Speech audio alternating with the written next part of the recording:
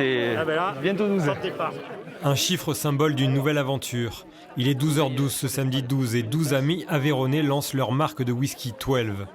C'est presque un miracle qu'on soit là aujourd'hui, donc bien à 12h12, un 12, à l'Aïole. C'est dans cet ancien presbytère au premier étage que démarre sa fabrication. Dans ce laminoir, le grain est écrasé finement.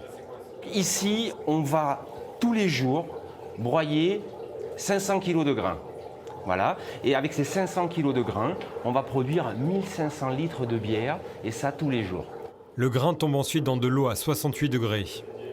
On extrait vraiment le sucre du grain et ensuite on va tout simplement filtrer ce liquide pour pouvoir le mettre dans une cuve tampon qui est ici.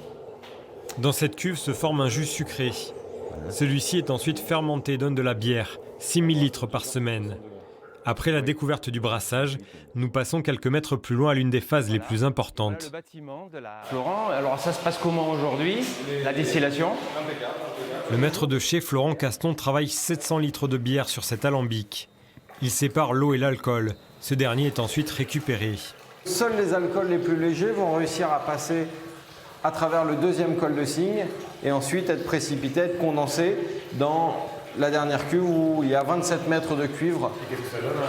Et donc là, ce qui coule actuellement sont donc le futur whisky, ce sera le whisky dans 3 ans. Pour terminer la visite, nous nous rendons dans cet ancien couvent. C'est la zone de vieillissement du whisky. Florent Caston ouvre alors un fût venu du sud de l'Espagne du célèbre cépage Pedro Jiménez. Dedans, il repose du whisky 12. C'est déjà marqué, tout ce qui est aromatique, elle est là. Aujourd'hui, même à 2 ans et demi, on a presque un whisky qui est fini. Maintenant, il faut juste qu'il se patine un tout petit peu et ça sera fabuleux.